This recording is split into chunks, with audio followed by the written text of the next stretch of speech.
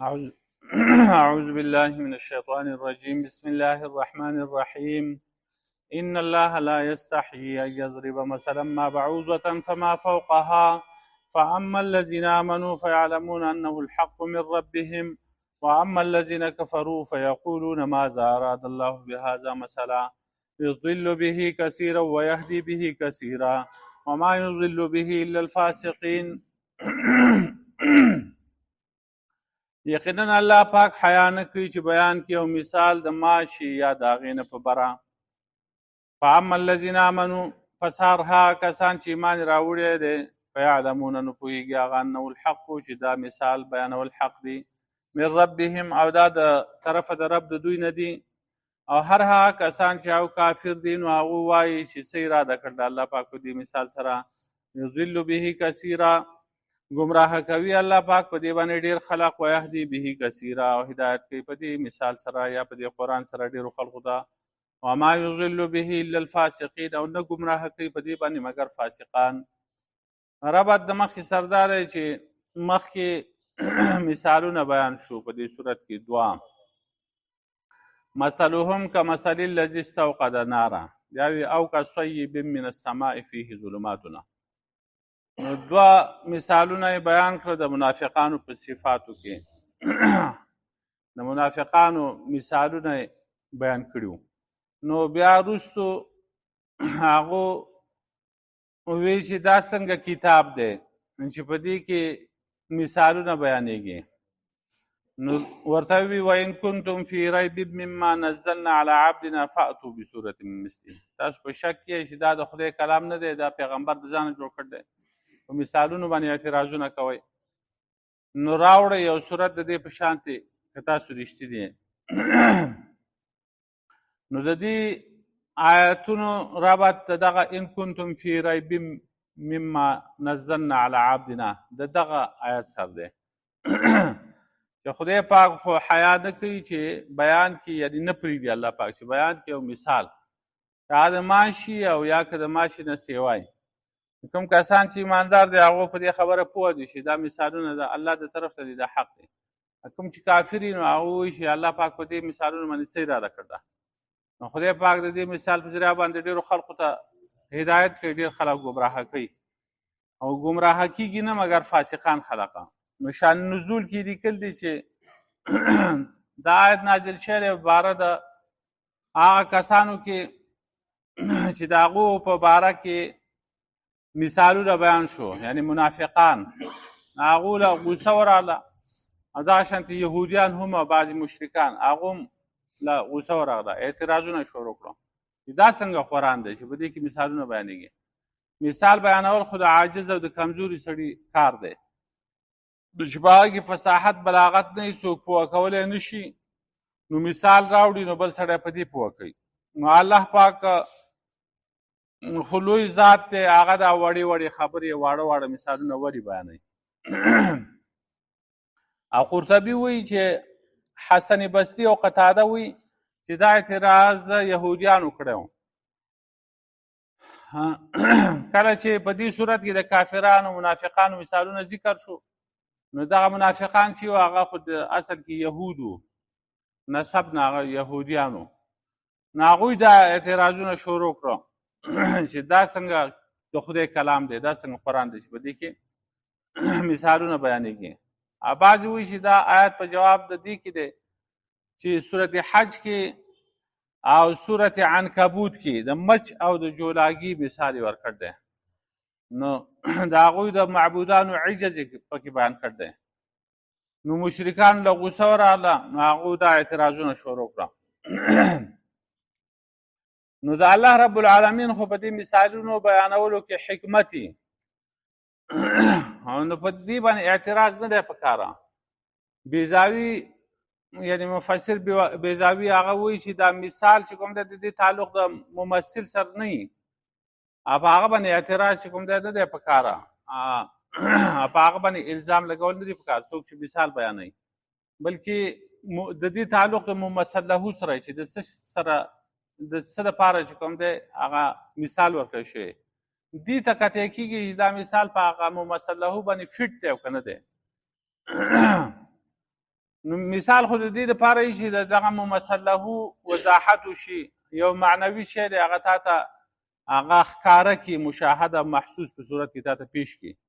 نو د دې وجې نه په آسماني کتابونو کې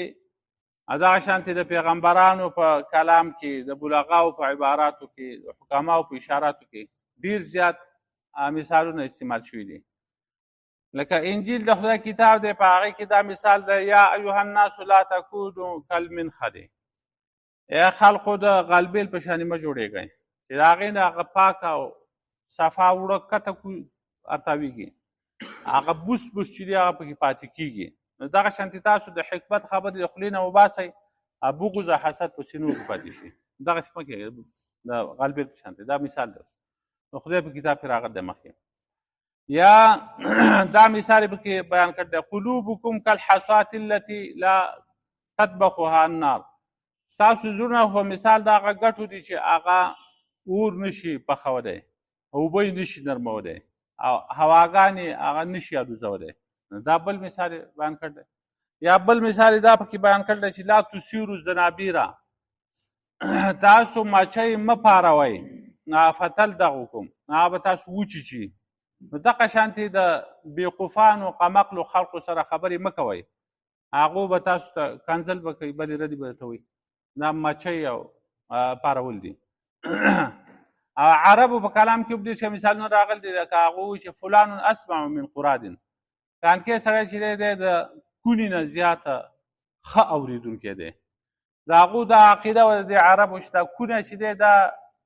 د کې د سماعت او د اورېدو دا ماده ډېره زیاته ده. دی چې اووه ورځې هغو به دا وایي چې اووه ورځې چې کوم دی په مسافت باندې لرې یو قافله را روانه نو دا کونې په دې باندې پوه شي، د خپو دا کشار یې اوري وایي د دې اوښانو، دا نور پې خبر کړي، د نورو پسې وګرځي وایي راشئ. نو هغه دا ډنډونه چې که نه حوضونه د اوبو کوم ځای ته چې اوښان راځي، نو د دې غاړې ته دا ټول کونې را جمع کړي. بیا چې هغه اوښان راشي جو وخیږي ورته چې په دغه وینو یې مزې کوي، بیا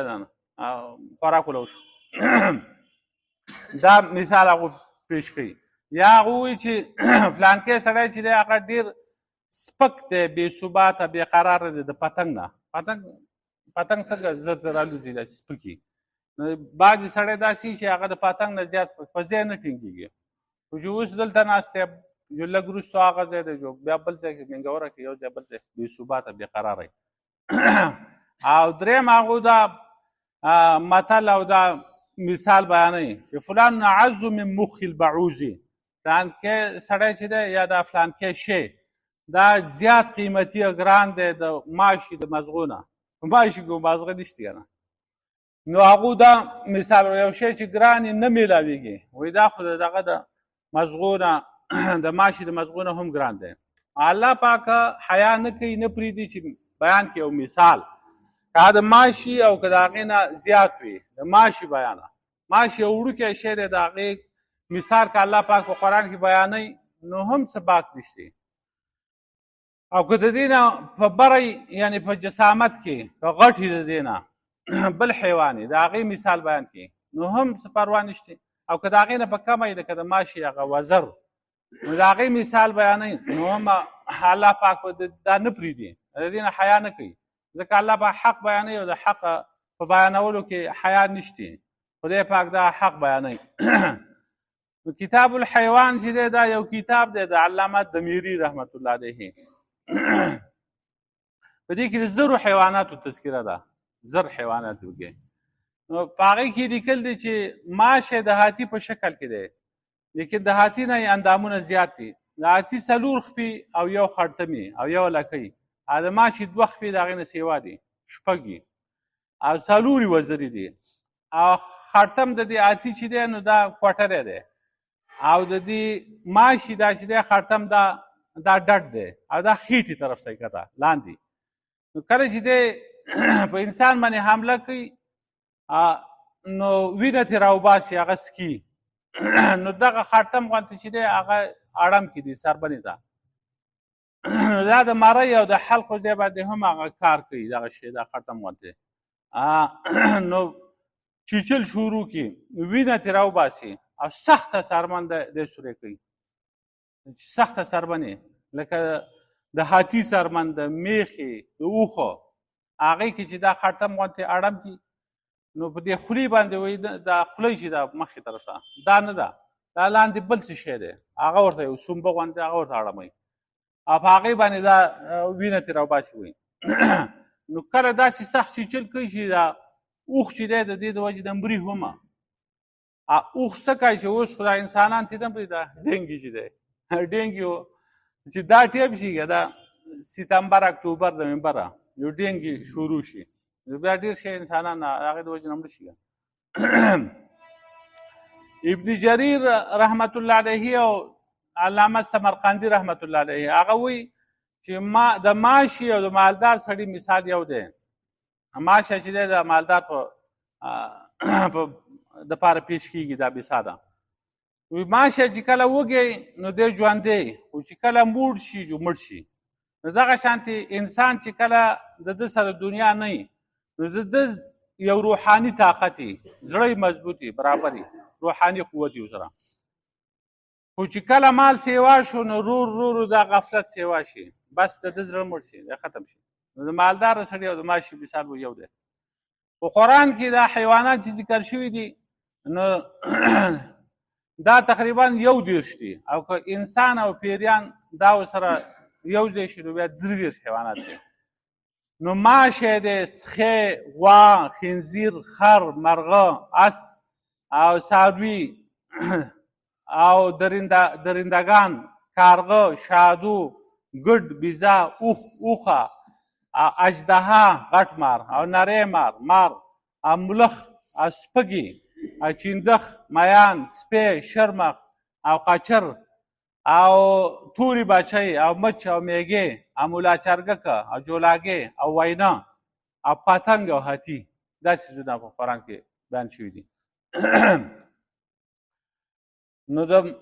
فما فوقها د دې نه مراد دا دی چې یا د دې نه سیوای په جسامت کې الله پاک نه پرېږدي یو مثال که هغه د ماشي او یا که د هغې نه سیوای په جسم کې نو د هغې نه غټ چې کوم دی هغه د ماشي دی چې بل غټ حیوان یا د هغې نه وړوکی لکه وزر شو او دغه وزر چې کوم دی هغه مثال په حدیث کې راغلی دی دا دنیا د الله په نسب باندې د ماشي د وزره برابر وی کافر ته به یو ګوټ اوبه نه وي څکولی نو کوم کسان چې هغه ایمانداري نو هغه وایي دا د الله د طرف نه دی دا مثال فیقولون هغه وایي چې دا حق دی کوم کسان چې کافر نو هغه وایي دا الله پاک په دې باندې څه اراده کړده نو خدای پاک په دې باندې ډېر خلک ګمراه کوي او ډېرو خلکو ته هدایت کوي نو مثال او دا بهي کې دا ضمیر مثال ته راجع دی یا قرآن ته راجع دی د دې قرآن په ذریعه باندې یا د دې په مثال په ذریعه باندې الله پاک ډېرو خلکو ته هدایت کوي او ډېر خلک داسې چې هغه ګمراه شي نو په قرآن او په مثال کې څه نقصان نشته خو د دې سړي خپل نقصان یې د ده مزاج او د ده دماغ خرابي دی نه پوهېږي نو په هغې په وجه باندې ګمراهي سیوا کېږي